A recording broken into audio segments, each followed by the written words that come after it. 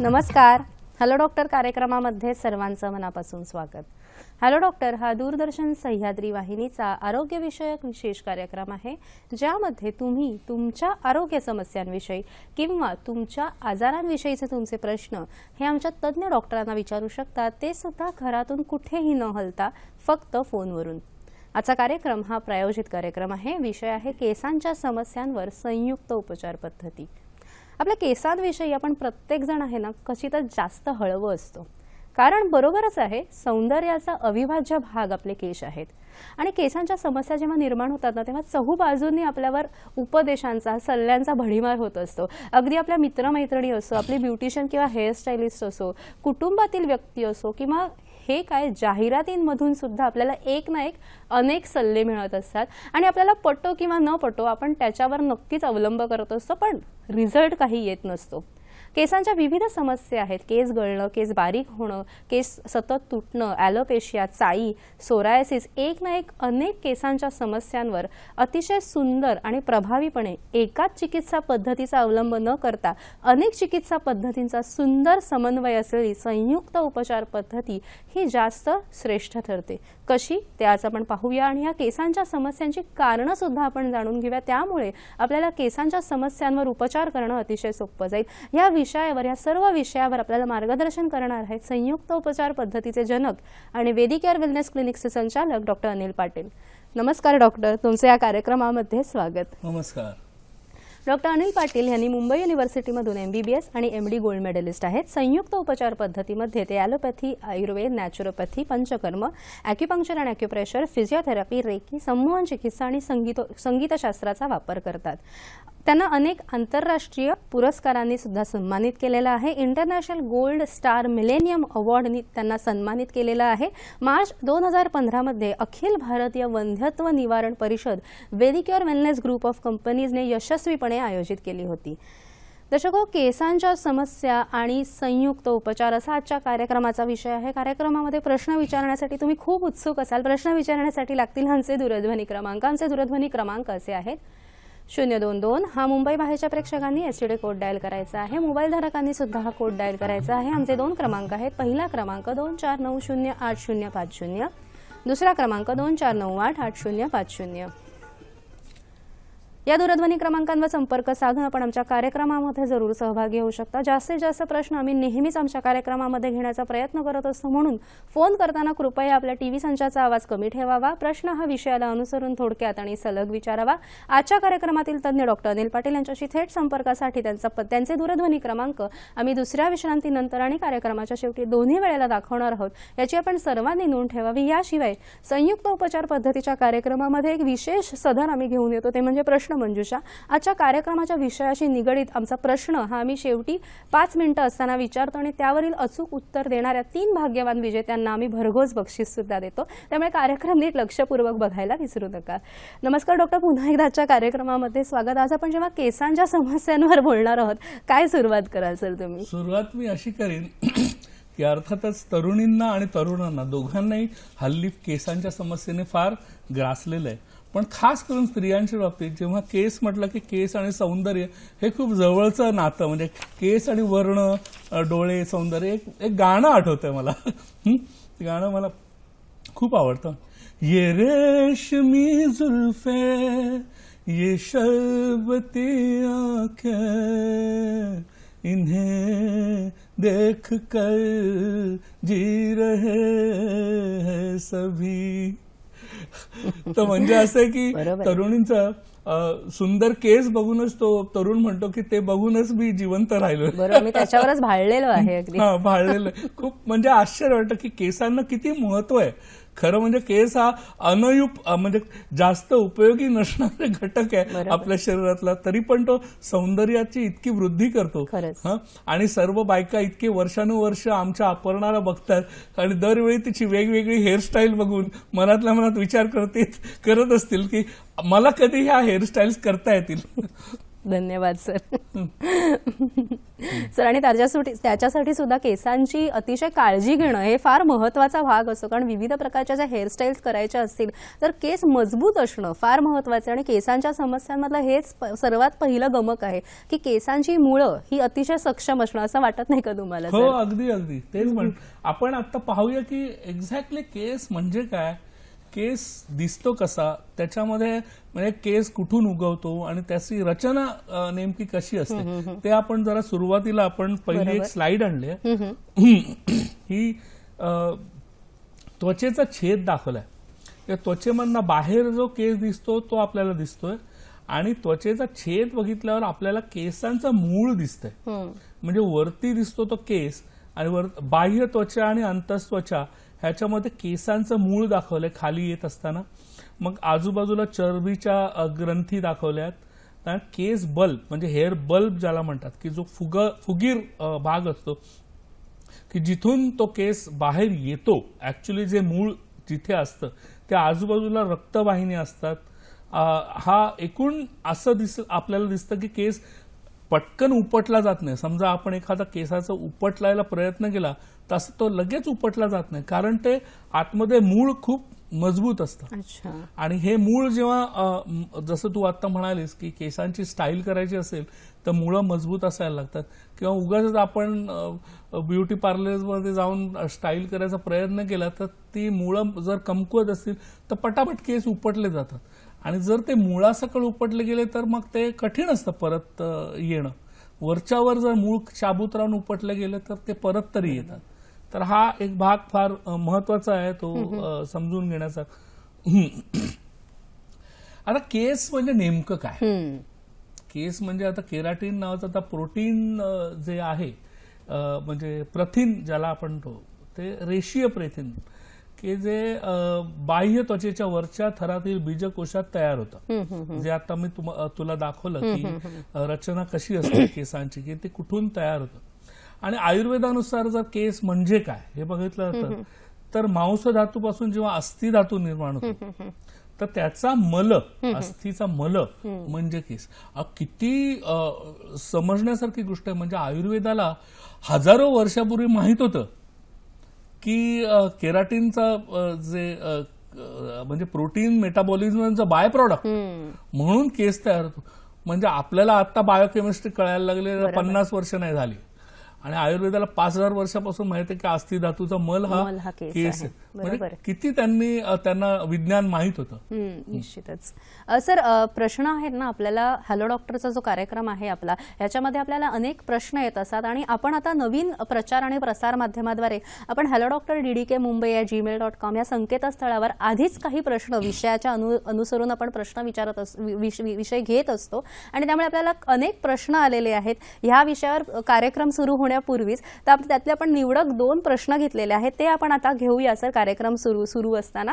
असा पहिला प्रश्न आलेला आहे बाळासाहेब यांचा.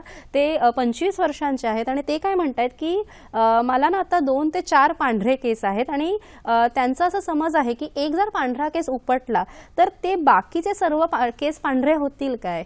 हा त्यांचा एक गोड गैरसमज आहे. डोक्यातनं तो गैरसमज काढून टाकावा की पांढरे केस उपटल्यावर नवीन पांढरे केस येणार असं काय होत नाही.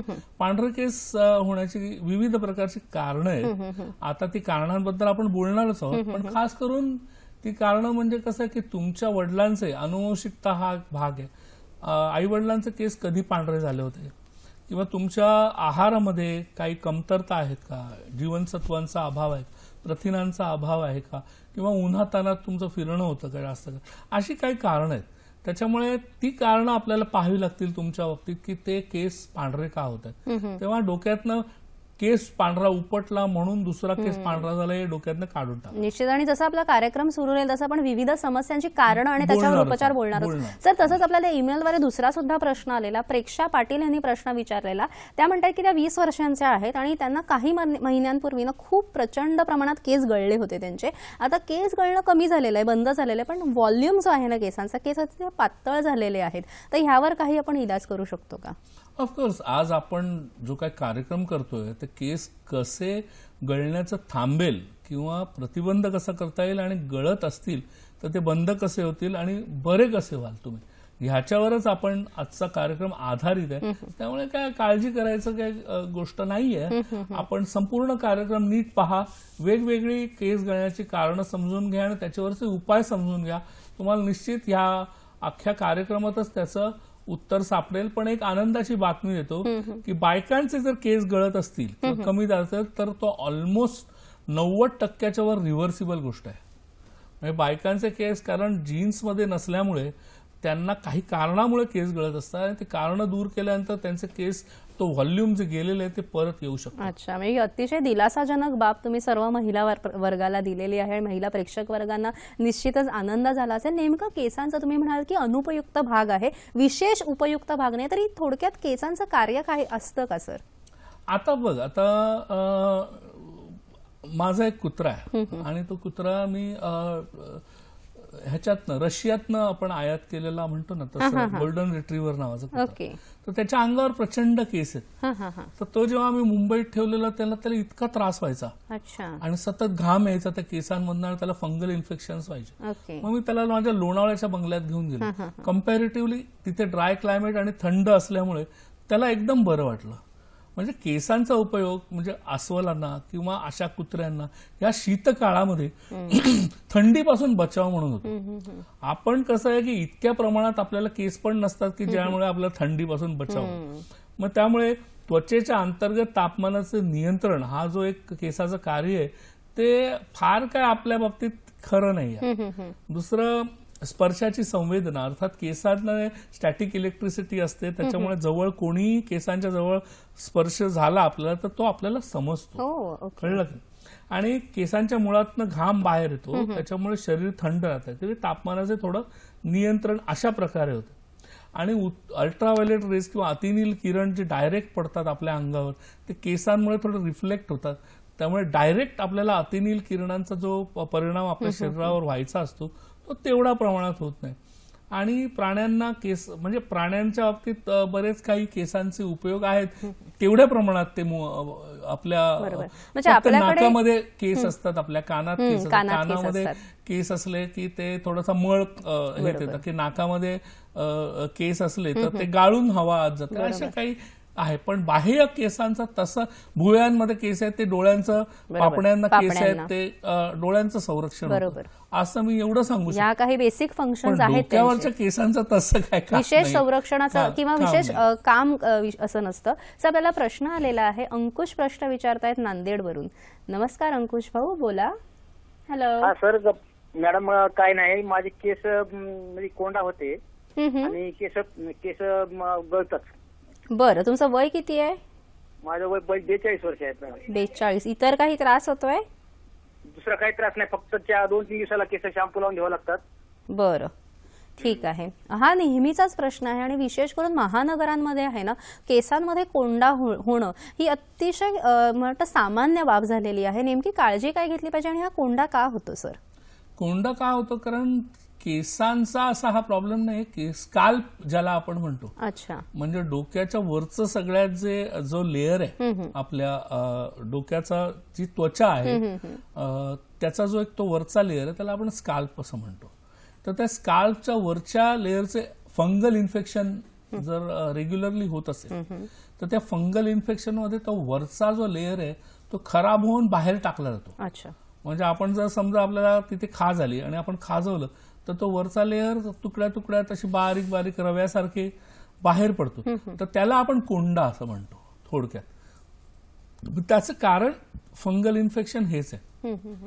म्हणजे केस स्वच्छ राखणे, उन्हातान्हात बाहेर गेल्यानंतर जर आपण उन्हाळ्यात केस जास्त वेळा धुतो, थंडीमध्ये केस थोडं कमी वेळा धुवायला पाहिजे. मग आठवड्यातनं 2दा धुतले तरी चालतात थंडीमध्ये, पण उन्हाळ्यामध्ये कदाचित आपल्याला आठवड्यातनं 3-4 वेळा केस धुवावे लागतात.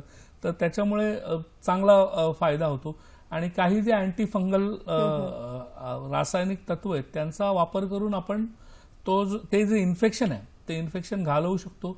त्याचबरोबर आयुर्वेदामध्ये काही अँटीबायोटिक आहेत, म्हणजे प्रतिजैविक आहेत किंवा अँटी फंगल अशा गोष्टी आहेत की ज्याच्यामुळे ते वापरून आपण ही जे फंगल इन्फेक्शन आहे कंट्रोलमध्ये आणू शकतो. हे जर कंट्रोलमध्ये आणलं की आपोआपच हा कोंडा होण्याचं प्रमाण कमी कमी व्हायला लागतं आणि काही दिवसांनी ते पूर्णपणे थांबतं. आणि कोंडा व्हायचं प्रमाण जेव्हा कमी व्हायला लागतं तेव्हा आपोआपच केस गळणं पण बंद होतं. कारण ते इन्फेक्शनमुळे मुळापर्यंत इन्फेक्शन जाऊन जाऊन ती मुळं वीक झालेली असतात. त्यामुळे आपण जरा खाजवलं की केस गळतात किंवा आपण कंगवा फिरवला तरी मुळांचं सर. आणि कसं असतं की दुचाकी वाहनाचे जे स्वार असतात ते हेल्मेट्स घालतात की आपण वेगवेगळ्या प्रकारची शिरस्त्राणं घालत असतो, तर त्याच्यामध्ये सुद्धा कोंडा होण्याचं प्रमाण वाढतं असं तुम्हाला वाटतं का? आता मॉइश्चर, जसं मी तुला सांगितलं की उन्हाळ्यामध्ये किंवा आपल्यासारख्या मुंबईसारख्या प्रदेशामध्ये जिथे खूप जास्त आर्द्रता आहे हवामानात, तर त्याच्यामुळे सारखं केसांमध्ये घाम येतो. आणि केसांमध्ये घाम जर येत असेल आणि तू सांगितलं की हेल्मेट घातलं, तर निदान त्यांनी हेल्मेट घातला, हेल्मेट घालावंच. हेल्मेट घालू नये असं मी चुकून सुद्धा सांगणार नाही.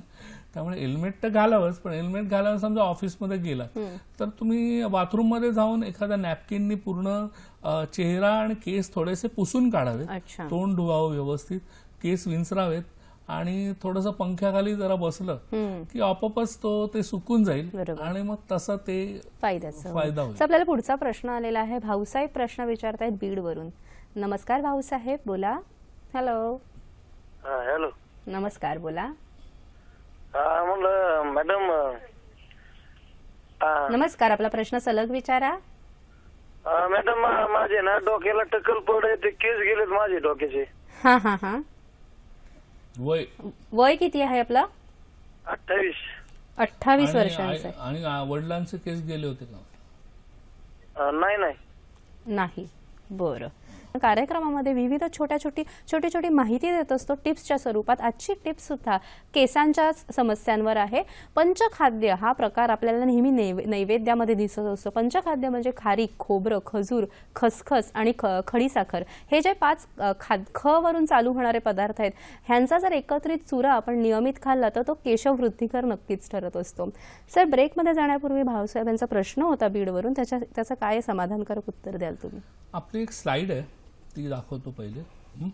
की साधारण पुरुषांमध्ये काय कारणं असतात, म्हणजे ह्या वयामध्ये 28व्या वर्षी संप्रेरके म्हणजे हॉर्मोन्स. आता टेस्टोस्टेरॉनचं किंवा अँड्रोजनचं प्रमाण खूप जास्त असेल आपल्या शरीरामध्ये एकूणच कुठच्याही पुरुषामध्ये, तर केस गळतीचं प्रमाण जास्त असतं. कारण मुळांवर टेस्टोस्टेरॉन खूप जास्त प्रमाणात अफेक्ट करतो केसांच्या, की ज्याच्यामुळे केस मुळापासून गळण्याचं प्रमाण वाढतं. मानसिक ताणतणाव आपल्याला खूप चांगलं माहिती आहे की केस गळणे अथवा पिकणे हे मानसिक शांतीवर खूप अवलंबून असतं. जर आपण स्वस्थ असू मानसिकदृष्ट्या तर आपले केस जास्त काळ टिकतात आणि पांढरे लवकर होत नाहीत आणि म्हणजे काळेही राहतात आणि गळतही नाही. पण जर मानसिक ताणतणाव खूप जास्त प्रमाणात एखाद्याला असेल तर त्या काळामध्ये देखील आपल्याला जाणवतं की केस खूप जास्त प्रमाणात गळायला लागतात.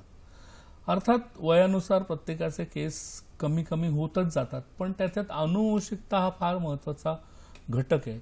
काही जणांचे केस 50व्या वर्षीपर्यंत 60व्या वर्षीपर्यंत व्यवस्थित टिकतात.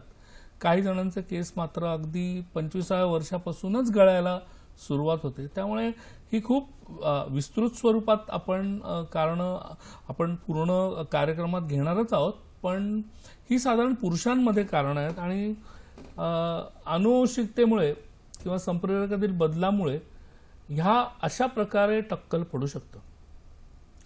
एक सुरुवातीला दाखवलंय ते पुढून टक्कल पडतंय, एका बाजूला मागून पडतंय, एका बाजूला ते संपूर्ण टक्कल पडून गेलेलं आहे. तर अशा प्रकारे किंवा मध्येच टक्कल पडतं, बाकीचे आजूबाजूचे केस बरोबर राहतात. अशा विविध प्रकारचे प्रकार आहेत त्याच्यामध्ये, असे टक्कल पडण्याचे सुद्धा प्रकार असतात. तर आपल्याला त्यांना विचारायला लागेल की ह्यापैकी कुठच्या, तर त्यापैकी एक सांगितलं की आनुवंशिकता नाहीये त्यांच्यावरती, की वडिलांचे केस व्यवस्थित. तर आपण पाहू की त्यांचा आहार व्यवस्थित आहे का, त्यांना मानसिक ताणतणाव आहे का, त्यांना काही हॉर्मोन्सचे प्रॉब्लेम्स आहेत का. तर हे प्रॉब्लेम्सचे निदान व्यवस्थित झाल्यानंतर आपल्याला त्याप्रमाणे त्यांना ट्रीटमेंट करता येईल. ह्या ट्रीटमेंटमध्ये नस्य, शिरोधारा, केशवर्धक औषधे, आहार, काही व्यायाम असं सगळं अंतर्भूत आहे, संयुक्त उपचार. हे जर त्यांनी केलं तर निश्चितपणे त्यांचं केस गळणं 100% थांबू शकतं अनुवंशिकता नसल्यामुळे, बरोबर. हे सांगावं असं वाटतं. निश्चितच सर, अतिशय विस्तृत असं तुम्ही उत्तर दिलेलं आहे. साधना यांनी पुढचा प्रश्न विचारलेला आहे औरंगाबादवरून. नमस्कार साधनाताई, बोला. हॅलो, नमस्कार, बोला. नमस्कार. साधना सोनूने बोलते म्हटलं औरंगाबादून. बोला, नमस्कार. माझ्या बहिणीचे केस खूप गळत आहेत म्हणलं. दवाखान्यात ज्याला भरती होती ना, तर टायफॉइड सांगितलं होतं डॉक्टरनी. काय आजार झालेला त्यांना, कशासाठी ते ऍडमिट होत्या? त्यांना टायफॉइड झाला होता. बरोबर. आणि वय किती आहे तुमच्या बहिणीचं? वय 24-25 असेल बघा. बरं, ठीक आहे. निश्चितच तुमच्या प्रश्नाला सर उत्तर देतील. सर, आपण ह्या विषयाकडेच म्हणणार होतो की गंभीर आजारामुळे किंवा आजारपणामुळे सुद्धा केस गळणं, काय सांगू शकता त्यांना? अगं स्लाइड मध्ये बघ ना, पहिलंच नाव टायफॉइडचं आहे. म्हणजे ही स्लाइड जी आणली आहे की कोणत्या गंभीर आजारामुळे अतिरिक्त प्रमाणात केस गळती होते. आता कुठच्याही प्रकारचं इन्फेक्शन जेव्हा आपल्या शरीरात होतं तेव्हा आपल्या शरीरातल्या प्रथिनांचा अतिरिक्त वापर होतो. कशासाठी? इन्फेक्शनला फाईट करण्यासाठी. म्हणजे काही अँटीबॉडीज बनल्या जातात आपल्या शरीरामध्ये, ती प्रथिनेच असतात. त्यामुळे प्रथिनांचा आणि योग्य प्रमाणात तिथे म्हणजे खूप भरपूर प्रमाणात वापर होतो आपल्याला हे इन्फेक्शन फाईट करायला. आणि त्याच्यामुळे प्रथिने कमी पडल्यामुळे आपल्याला असं दिसतं की केस गळायला लागतात. एकूणच त्याचा रोगप्रतिकारक शक्तीवर हल्ला झालेला असतो त्या रोगाचा, गंभीर रोगाचा. आणि वर आपल्या शरीरातली प्रथिनं वापरली गेली. परत आपण टायफॉइड सारख्या आजारात आपण जेवत नाही व्यवस्थित, आणि किंवा जेवलेलं आपल्याला पचत नाही, आपल्याला अन्न जात नाही. पुन्हा अँटीबायोटिक्स घेतल्यामुळे अजूनच आपल्याला नॉसिया येतो किंवा डायरिया होतो. टायफॉइडमध्येच डायरिया होतो पहिली गोष्ट. तर अशा सगळ्या गोष्टींमुळे एकूणच चयापचय क्रिया बिघडलेली असते. ज्यांची चयापचय आणि पचन संस्था व्यवस्थित असते त्यांचेच केस व्यवस्थित राहतात. जेव्हा टायफॉइड सारखा रोग पचन संस्थेवरच घाला घालतो तर त्याच्यानंतर तर केस तर पहिलेच लगेच दिसणार की केस गळताना. तर हा म्हणजे प्रकार खूप कॉमन आहे की टायफॉइड सारख्या आजारांमध्ये केस गळतात. तेव्हा टायफॉइड जेव्हा बरा होतो तेव्हा नंतर लगेचच केस आपला आहार सुधारून घ्यायला लागतो. प्रथिनयुक्त आहार आपल्याला व्यवस्थित पचेल असा आहार, त्याच्यानंतर नस्य, शिरोधारा, केशवर्धक अशी औषधे, काही योगासने जी थोडंसं चांगलं बरं झालं, 1-2-3 महिने झाले टायफॉइडमधून बाहेर पडलं की मग आपण सुरू करू शकतो. घाई करून उपयोग नव्हतो. आपल्याला टायफॉइड नंतर आरामाची गरज असते. त्यामुळे शरीराला आराम देणं आणि त्याच्यानंतर 1-2-3 महिन्यात ट्रीटमेंट चालू केली तर हा रिव्हर्सिबल आहे. कारण ती मुलगी असं ते मला कळलं. त्यामुळे मुलगी असल्यामुळे तर पूर्ण तिचे केस परत येतील, काय घाबरायचं काही कारण नाही. सर, केस गळण्याची प्रमुख कारणं काय असतात? केस गळण्याची प्रमुख कारणं आपल्याकडे भरपूर कारणं मी आणलेली आहेत. एक आपण त्याचं पाहूया. आता शॅम्पूचा अतिरिक्त वापर, मी म्हटलं की साधारण आठवड्यातनं 1 ते 2 दिवस मुंबईत राहणाऱ्या लोकांनी केस धुवावेत. आणि शॅम्पू साधारण केमिकल वापरण्यापेक्षा जर आयुर्वेदिक शॅम्पू वापरला आणि चांगल्या कंपनीचा तर तसा तेवढा त्रास होणार नाही, ड्रायनेस नाही येणार. म्हणजे आणि आत्ताच मी बोललो मानसिक ताणतणावाबद्दल, दुसरं कारण जे सांगितलं तर तो एक भयंकर कारण आहे ते की खूप जास्त स्ट्रेस असेल तर केस नक्कीच गळतात. तर हे दुसरं कारण आहे. सर, इतर कारण सुद्धा आपण घेऊया, त्यांचा समावेश करूया. आपण आपल्याला प्रश्न आलेला आहे. विक्रम सिंह प्रश्न विचारतायत साताऱ्यावरून. नमस्कार. नमस्कार. नमस्कार, बोला. मी विक्रमसिंह देशमुख बोलतो साताऱ्याहून. नमस्कार. केस तुटे होत आहेत मला डोक्यामध्ये. बरं. तर त्या केसाच्या मुळाशी पुळ्या उठत आहेत मग केस तुटा झाल्यानंतर. बरं. आणि ते कधी जात आहेत येत आहेत असं होत आहे. खाज येते तिकडे? हा, खाज येते. खाज येते. पापुद्रे पडतायत? पापुद्रे नाही, असं पिवळी होते ती पुळी. डायबिटीस आहे का? ठीक आहे. काय सर? डायबिटीस आहे का? डायबिटीस आहे का तुम्हाला? नाही, डायबिटीस नाही. तुमचं वय किती आहे? माझं वय 41 आहे. 41. तुमचा व्यवसाय काय आहे? मी टीचर आहे, शिक्षक आहे. टीचर आहे. ठीक आहे. सर, काय सांगाल त्यांना? आपल्याला पाहायला लागतं यांच्या केसांच्या मुळांचं इन्फेक्शन यांना का होतं. कारण केसांच्या मुळांचं जेव्हा इन्फेक्शन होतं मग तिकडे पुळ्या येतात आणि मग ते केस हळूहळू वीक होतात आणि ते गळायला लागतात. किंवा तुटायला लागतात. तर आपल्याला ते इन्फेक्शनचं कारण आपण त्याच्यासाठी काही प्रतिजैविके आयुर्वेदिक देऊ शकतो की ज्याच्यामुळे ते कमी होईल आणि आपली एक रोगप्रतिकारक शक्ती वाढावी ह्या दृष्टीने काही ट्रीटमेंट देऊ शकतो. त्याचबरोबर योगामध्ये काही आसनं आहेत ती आपण तुम्हाला सांगू शकतो. सर्वांगासन आहे, विपरीत करणी आहे, शीर्षासन आहे, त्याच्यामुळे पण फायदा होईल. जलनीतीचा फायदा होतो.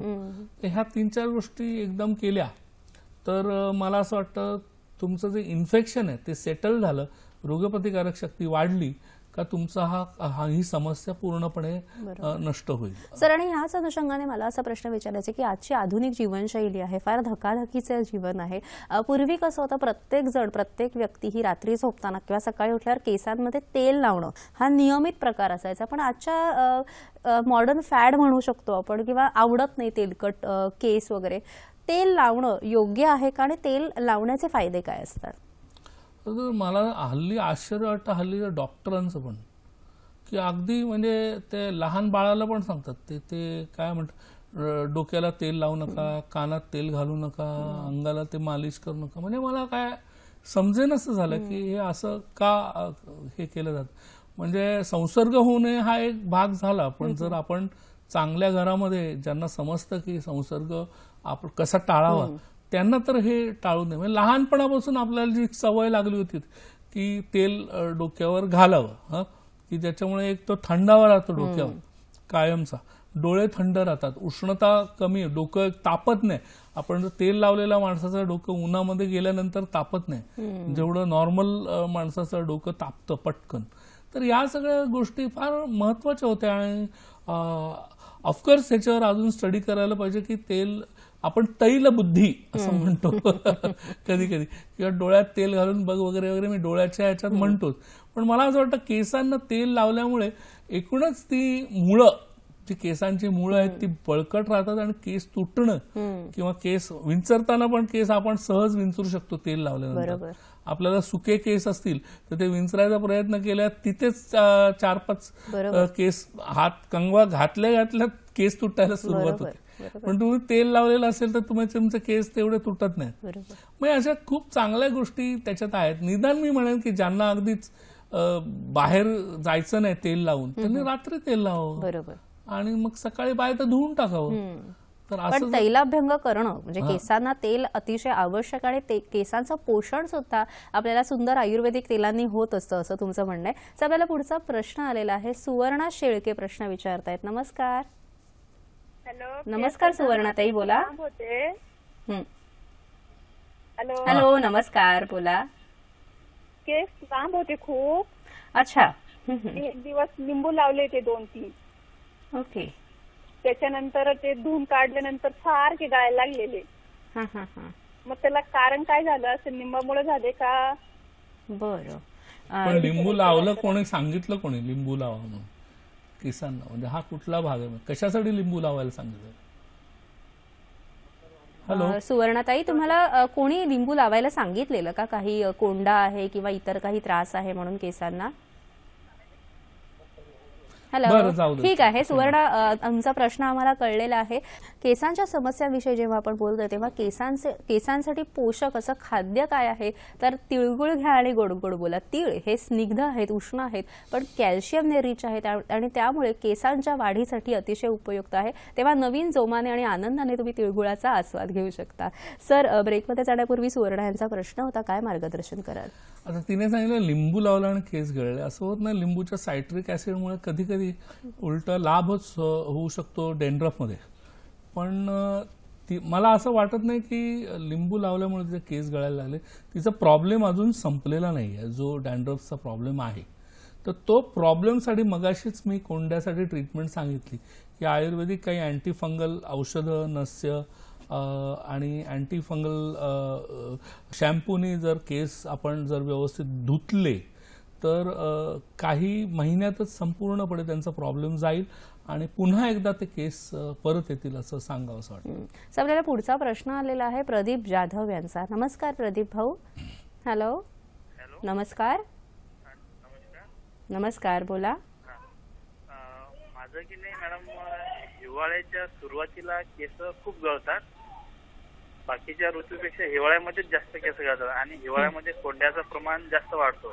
आणि मी सध्या की नाही टक्कल केलेला आहे, तर त्यामध्ये टक्कल केल्यामुळे केसाचं प्रमाण वाढेल का? जे गेलेले केस आहेत. प्रदीप ठीक आहे. प्रदीप, तुमचं वय किती आहे? माझं आहे 30 वर्ष. 30 वर्ष. आणि तुमचा व्यवसाय काय आहे? मी टीचर आहे. अच्छा, ठीक आहे. सर, काय सांगाल त्यांना? आणि ह्याचबरोबर मला हे पण विचारायचं आहे की केसांच्या वाढीच्या काही अवस्था असू शकतात का? ते पण मी सांगतो, पण पहिलं ह्या प्रश्नाचं उत्तर देऊ. टक्कल केल्यानंतर केस वाढतात हा गोड गैरसमज आहे. लोकांच्या डोक्यात गैरसमज आहे, मला अजूनपर्यंत समजलेलं नाही. असं टक्कल केल्यावर केस वाढायला लागले असेल मग सोपं होतं ना. मग सगळ्या केस गळणाऱ्या लोकांनी टक्कल केलं. टक्कल केल्याने एवढंच होतं की जर तुम्हाला डॅन्ड्रफ आहे, मग बहुतेक यांना कोंडा आहे, हिवाळ्याच्या सुरुवातीला कोंडा होतो कारण ड्रायनेस वाढतो. एकूणच आपल्याला दिवाळीतच सांगितलेलं अभ्यंगस्थान डोक्यापासून पायापर्यंत तेलाने माखून काढा स्वतःला आणि मग आंघोळ करा. पहिली वर्षातनं एकच करतात आंघोळा आपण सणवार आहे म्हणून. पण तसं नसतं, ते होळीपर्यंत तुम्हाला रेग्युलरली करायला पाहिजे. कारण होळी येईपर्यंत जोपर्यंत हिवाळा संपूर्ण जात नाही, नॉर्थमध्ये हिवाळा जायला होळी उजाडावी लागते, तर तिथपर्यंत तुम्हाला ते अभ्यंग स्नान डोक्यापासून पायापर्यंत करायला पाहिजे. तर तुमची स्निग्धता राहणार केसांमध्ये आणि शरीरामध्ये. स्निग्धता राहिली आणि तिळगुळ खाल्ले संक्रांतीला तर तुम्हाला तेवढा ड्रायनेस येणार नाही. ड्रायनेस नाही आलं तर केस गळण्याचं प्रमाण निश्चितच कमी होईल, हे सांगावं असं वाटतं. सर, आणि कोंड्याच्या बरोबरीने सोरायसिस हा एक प्रकार असतो, कारण अनेक वेळेला सोरायसिस आणि कोंडा ह्यामध्ये गफलत केली जाते किंवा रुग्णाला ते कळत नसतं की आपल्याला काय झालं. ह्याविषयी सुद्धा काय सांगू शकता? सोरायसिसचे पॅचेस असतात. अच्छा. कोंडा हा जनरल अख्ख्या याला केस स्काल्पला होतो आणि कुठेही तुम्हाला त्रास होतो. पण सोरायसिसमध्ये छोट्या छोट्या लिजन्स असतात, एक तर फोडांसारखे असतात किंवा मोठे मोठे पॅचेस येतात. संपूर्ण डोकं खराब झालंय असं फार क्वचित आपल्याला दिसतं. म्हणजे होतं, तू म्हणतेस ते काय चुकीचं नाही, पण ते अगदी कपाळापर्यंत असं येतं. कानाच्या मागे कपाळापर्यंत जर लिजन्स असतील तर आपण सांगू शकतो की मग तो सोरायसिस आहे. पण नुसता कोंडा असेल तर डोक्यांच्या केसांच्या मुळाशीच तो फक्त जमतो. हा फार महत्वाचा भाग समजून घ्या. निश्चितच. आणि सर, दुसरा माझा प्रश्न होता की केस गळणं, ते म्हणत होते की हिवाळ्याच्या ऋतूमध्ये केस गळतात. असं अनेक जणांचा अनुभव आहे की वर्षभर व्यवस्थित असतात केस, पण एक असा ऋतू असतो की ज्यामध्ये केस गळतच असतात, त्यांचे सतत गळत असतात, मग पुन्हा नॉर्मलवर येतात. तर ह्या केस गळण्याच्या काही अवस्था असू शकतात का सर? केस गळण्याच्या अवस्था आहेत या माझ्याकडे आहेत. इथे केस वाढीची अवस्था ज्याला एनाजेन म्हणतात, केस परिवर्तन अवस्था ती 10 दिवसाची असते, केस विश्रांती अवस्था 1 ते 4 महिने असते, आणि केस एक्झोजन केस गळल्यानंतर पुनर्निर्माणाची अवस्था. बरोबर. तर ह्या साधारण अवस्था ह्याच्यात दाखवल्या. आपल्याला साधारण एक काही प्रमाणात दररोज केस गळत असतात आणि दररोज केस नवीन येत असतात. हा भाग आपल्याला समजून घेतला पाहिजे. काही प्रमाणात प्रत्येकाचे केस गळतात आणि प्रत्येकाचे केस नवीन येतात. त्यामुळे ही सृजनाची जी प्रक्रिया आहे ही सतत चालूच असते, म्हणजे गळण्याची आणि नवीन येण्याची. बरोबर. सर, आपल्याला पुढचा प्रश्न आलेला आहे. सागर देवरे प्रश्न विचारतायत नाशिकवरून. नमस्कार सागरजी, बोला. हॅलो. हॅलो. नमस्कार, बोला. नमस्कार सर. नमस्कार. हॅलो. हो, नमस्कार. आम्हाला प्रश्न ऐकू येतोय, आपण सलग विचारा. सर, आम्हाला माहिती अशी विचारायची होती. आमचे केस सर आंघोळ झाल्यानंतर गळतात सर, विंचरताना गळतात आणि ड्राय जास्त होतात सर. ठीक आहे, तुमचा प्रश्न कळलेला आहे. प्रश्नाचं सर जरूर उत्तर देतील. सर, काय सांगाल त्यांना? एक तर तुम्ही बघायला पाहिजे की तुम्ही पाण्यामध्ये बदल झाला. समजा आपण इकडनं, म्हणजे मला आठवतं मी जेव्हा इंग्लंडला गेलो होतो मुंबईतून, तेव्हा फटाफटा तिकडच्या पाण्याने केस गळायला लागले. नंतर मी मिडल ईस्ट मध्ये गेलो होतो, म्हणजे असं काही 4 दिवसासाठी गेलं तर गोष्ट निराळी, पण कंटिन्युअस जर तुम्ही खूप दिवस तिथे राहिला तर तुमचे केस गळण्याची शक्यता असते. आणि पाण्याच्या बदलामुळे आता सौदी अरेबियामध्ये तर तिकडचं डिसॅलायनेटेड वॉटर आपल्याला आंघोळीसाठी वापरतात. फक्त पिण्यासाठी आपल्याला ते बाटलीबद्दल पाणी मिळतं. बाकीचं आंघोळीला आणि ह्याला धुणं भांड्याला आपल्याला डिसॅलायनेटेड वॉटर. तर ते डिसॅलिनेटेड जे वॉटर असतं त्याने केस हमखास गळतात. असे काही कारण आपल्याला बघायला लागतात की आपण कुठचं पाण्याने, विहिरीच्या पाण्याने आपण आंघोळ करतो का, त्यांनी पण केस गळण्याची शक्यता. किंवा आजकाल टँकरचं पाणी अनेक ठिकाणी टँकरचं वापरलं पाणी जातं. विहिरीतलंच असतं, बरोबर. मोस्टली विहिरीतलं असतं. तर त्याच्यामुळे केस आणि मग अशी सांगितलं ना, ड्रायनेस जर ऋतूमध्ये जो म्हणजे हिवाळ्यात जो ड्रायनेस येतो तो टाळायचा असेल तर तुम्हाला रोजच्या रोज तेल लावायला पाहिजे किंवा तुपाचं नस्य करायला पाहिजे, त्याच्यामुळे तुम्हाला फरक पडेल. बरोबर. आता या 2-3 गोष्टी केल्या तर नक्की टाळता येईल. सर, आणि एक अतिशय सगळ्यांच्याच मनात असणारा प्रश्न असतो की 40शी नंतर आपले केस वाढत नाहीत का? काय सांगू शकता तुम्ही? केसांच्या वाढीचं 40शी नंतर थांबते का केसांची वाढ? नाही, असं काय म्हणता येणार नाही. माझे पेशंट मला नेहमी येऊन विचारतात, सर या वयात एवढे केस कसे काय? त्याच्यामुळे मी आता असं तर तुला म्हणजे हे मी उदाहरण आहे की केस वाढू शकतात तुम्ही जर योग्य निगा राखली तर. बरोबर. आणि पोषण सुद्धा अतिशय महत्वाचं आहे. आणि पोषणाचा अभाव जर असेल तर हे सुद्धा केस गळण्याचं एक प्रमुख कारण असू शकतं का सर? हो, पोषणाचा प्रश्नच नाही. तुम्ही जर प्रथिनयुक्त डाएट, व्हिटॅमिन, जीवनसत्व म्हणजे जे fat soluble vitamin A, D आपण म्हणतो जी काय आहेत, तर ती फार महत्वाची आहेत केसांच्या निगासाठी. व्हिटॅमिन ए फार महत्वाचं आहे. आणि त्याच्यानंतर दुसरं म्हणजे प्रथिने. आपल्या जर तुम्ही व्हेजिटेरियन असाल तर तुमच्यामध्ये डाळी, कडधान्य, दूध याचा समावेश भरपूर असायला पाहिजे आपल्या आहारामध्ये, तर मग ते केस गळण्याचं प्रमाण कमी. नॉन व्हेजिटेरियन जे खातात ते अंडी आणि इतर जे काही खातात त्याच्यामुळे, किंवा इव्हन फिश जे खातात त्यांचे पण केस लवकर गळत नाही. तुम्हाला किनारपट्टीचे लोक जे असतात त्यांचे केस जास्त गळत नाहीत एकूणच, मला असं होतं. पण तेच आपण सेंटरला आलो तर तिथे केस गळण्याचं प्रमाण जास्त आहे. अच्छा सर, आणि अनेक वेळेला पोषणातील रक्तकणांचा म्हणजे एनिमियाचा, जर भारतामध्ये खूप एनेमिक लोकांची संख्या पण जास्त आहे, तर ह्यांच्यामध्ये केस गळती दिसू शकते का?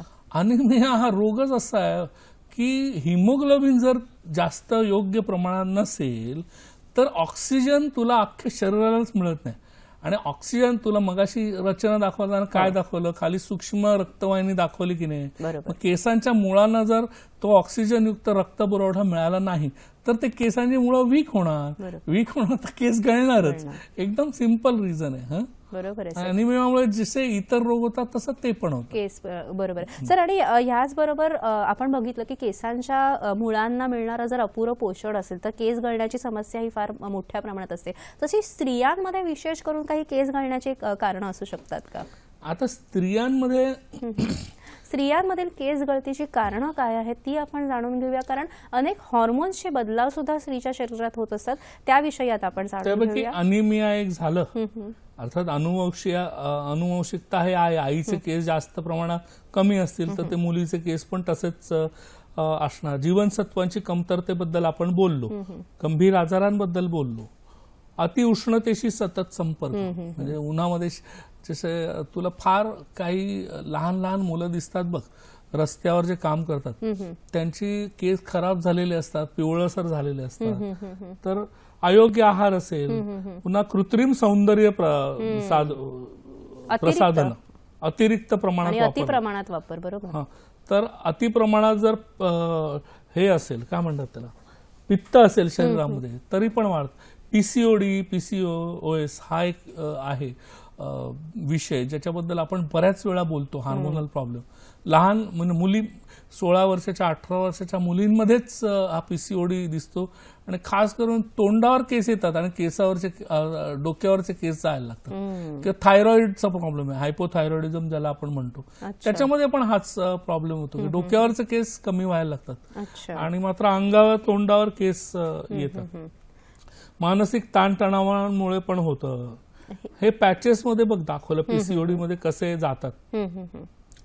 पुरुषी संप्रेरक वाढले असेल, टेस्टोस्टेरॉन, डीएचटी, तर त्याच्यामुळे होतं. सोरायसिस बद्दल मी आता मगाशी तुला बोललो की कसं कपाळावर आलेला आहे तो वेगळा दिसतो बरोबर. सोरायसिस किंवा किमोथेरपीमध्ये सगळ्यांनाच माहिती आहे कॅन्सरच्या किमोथेरपीमध्ये केस गळतात. हायपोथायरॉइडिझम मध्ये बघ कसे केस गळतात. बरोबर, निश्चितच. अनुवंशिकता हा एक भाग आहे. मध्ये जो भांग आहे ना तो भांग वाढायला लागतो खास करून आणि मध्येच टक्कल पडतं स्त्रियांना. हा खूप अनुवंशिकतेचा भाग त्याच्यामध्ये असतो. किंवा हॉर्मोनल इम्बॅलन्स हा पण एक भाग आहे. किंवा मेनोपॉज यायला लागला तरी पण बऱ्याच जणींचे केस कमी कमी व्हायला लागतात इस्ट्रोजनच्या कमीमुळे. सह्याद्री वाहिनी शनिवार दिनांक 23 जानेवारी 2016 रात्री 8 वाजताचा थेट प्रसारण हॅलो डॉक्टर कार्यक्रम हा प्रायोजित कार्यक्रम आहे. विषय आहे गर्भिणी अवस्था आणि आयुर्वेद. सहभाग वैद्य सबीर जमदग्नी. ईमेलद्वारे प्रश्न विचारून आपण कार्यक्रमात सहभागी होऊ शकता hello.ddkmumbai@gmail.com वर. सह्याद्री वाहिनी रविवार दिनांक 24 जानेवारी 2016 रात्री 8 वाजताचा थेट प्रसारण हॅलो डॉक्टर कार्यक्रम हा सुद्धा प्रायोजित कार्यक्रम आहे. विषय आहे लठ्ठपणासाठी बेरियाट्रिक सर्जरी. सहभाग डॉक्टर मनीष पोटमानी. या दोन्ही कार्यक्रमांसाठी तुम्ही प्रश्न आम्हाला कार्यक्रमापूर्वी या संकेतस्थळावर hello.ddkmumbai@gmail.com वर विचारू शकता. केसांच्या विविध समस्या ज्याची कारणं आपण आता जाणून घेत होतो, ह्याचबरोबर केसांच्या समस्या कोणकोणत्या आहेत ह्याविषयी काय सांगाल सर? आता सर्वात महत्वाचे म्हणजे केस गळणे किंवा केस थिन होणे, म्हणजे त्याचा व्हॉल्यूम कमी होणे असं म्हणतात ना, की जाड केस असतील तर ते बारीक होणे, अकाली पिकणे हा दुसरी. पुन्हा केसांचं इन्फेक्शन ज्याला म्हणतात ते चाई ज्याला आपण म्हणतो ते फंगल इन्फेक्शन स्काल्पचं, त्याच्यामध्ये ॲलोपेशिया एरियाटा म्हणून होतो. म्हणजे एक पॅचेस मध्ये केस गळतात. एक असा एक पॅच दिसतो की ज्याच्यात केसच नाहीये, त्याला आपण चाई म्हणतो. सोरायसिस बद्दल आपण बोललो की सोरायसिस संपूर्ण केसांमध्ये होतो. केसांमध्ये कोंडा होणे, त्याच्यामुळे केस गळणे, अशा 4-5 समस्या खूप महत्वाच्या आहेत. बरोबर. सर आपण एक प्रश्न घेऊया आणि मग चाई या विषयावर विस्तृत बोलूया. आकाश प्रश्न विचारतायत हिंगोलीवरून. नमस्कार. हॅलो. नमस्कार, बोला. माझं नाव आकाश जाधव आहे. हो, नमस्कार आकाशजी, बोला. मी हिंगोलीन बोलतो. माझं वय 16 वर्ष आहे. माझे केस पांढरे होते आणि सुरुवात आहे. मला उपाय सांगा.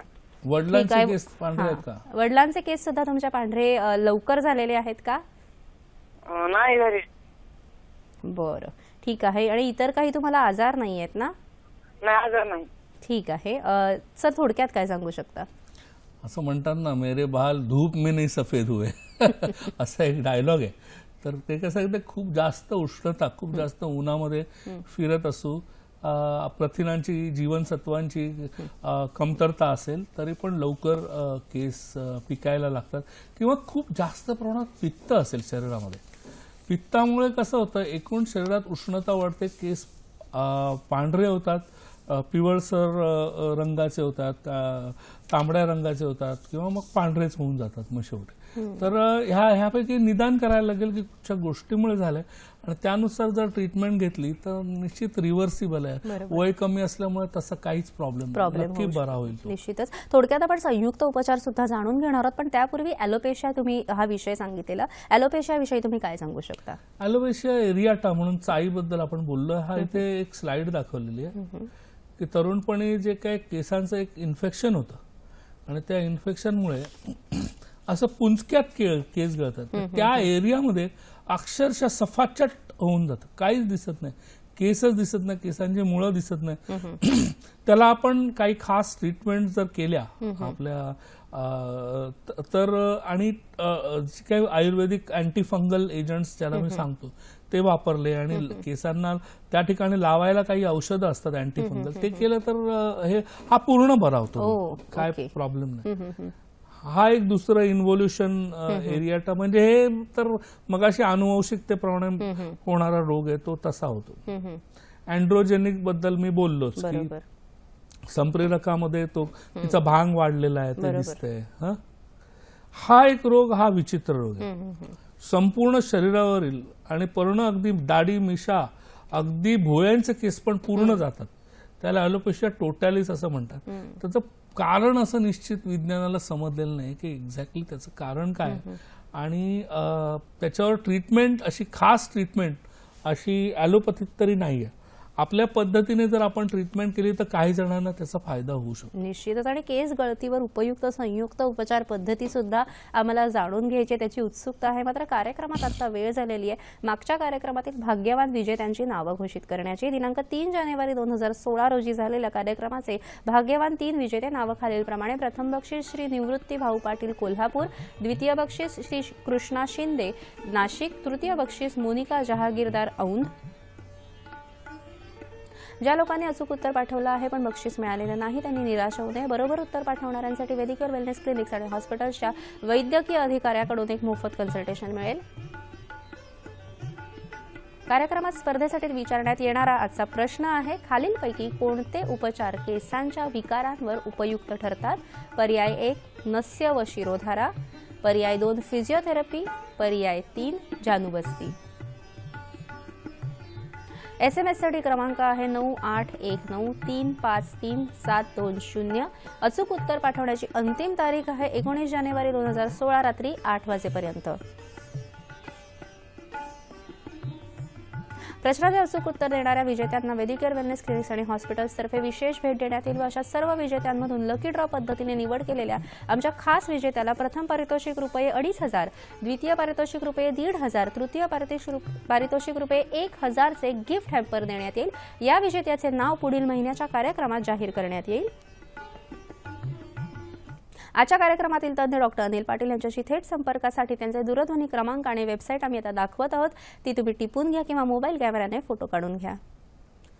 वेदिकेअर वेलनेस क्लिनिक्स, दूरध्वनी क्रमांक पनवेल 9167772749, पुणे कर्वे रोड शाखा 02032311307, नाशिक 9373710323, नागपूर 9673055553, औरंगाबाद 7506660613, वेबसाईट www.vedicure.com.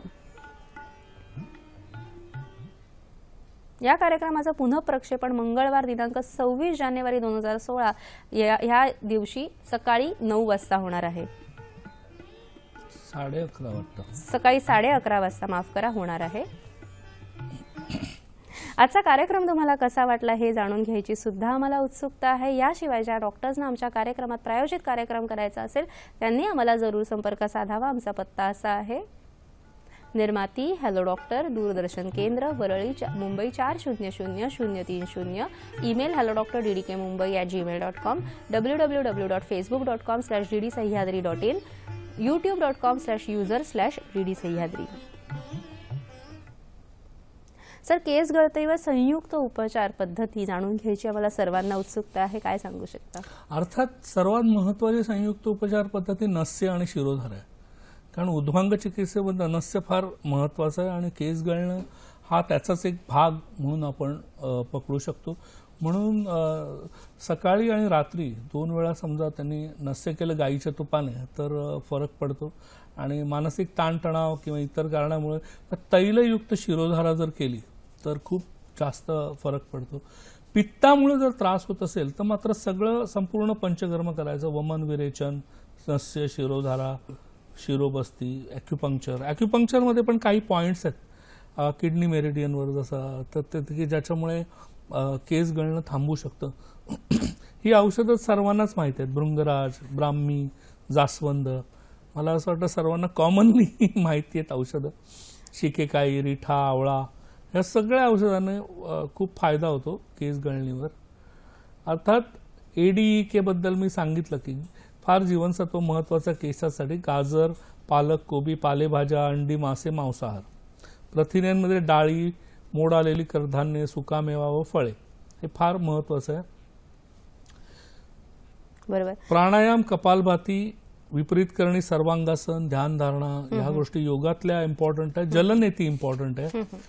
अर्थात आधुनिक उपचार पद्धतीमध्ये अगदीच टक्कल पूर्ण पडलेलं असेल तर हेअर ट्रान्सप्लांट किंवा direct hair follicle implantation, stem cell therapy ह्या मॉडर्न ट्रीटमेंट उपयुक्त ठरतात. बरोबर सर. आणि मगाशी आपण बोललो होतो की हॉर्मोनल बदलांमुळे अनेक वेळेला केस गळती होत असते, जसं हायपोथायरॉइडिझम आहे, PCOS आहे, तर ह्याविषयी विशेष संयुक्त उपचार पद्धती काय करतो आपण? सर्वात पहिला आपण बघायला पाहिजे की PCOD हायपोथायरॉइडिझम कसा बरा होईल. कारण नुसतं मग केसांच्या मागे लागून चालत नाही. त्याचं मूळ कारण आपल्याला माहिती आहे PCOD आहे. मग PCOD साठी खास जी आपली ट्रीटमेंट आहे की ज्याच्यामध्ये पंचकर्म, ॲक्युपंक्चर, योगासन, प्राणायाम या सर्वांचा अंतर्भाव आहे. हे तिन्ही मिळून PCOD बरा व्हायला लागला की आपोआप केस गळती थांबते किंवा तोंडावरचे केस कमी व्हायला लागतात. हायपोथायरॉइडिझम म्हणजे थायरॉइड, आपण त्याच्यावर पहिला हल्ला चढवायचा.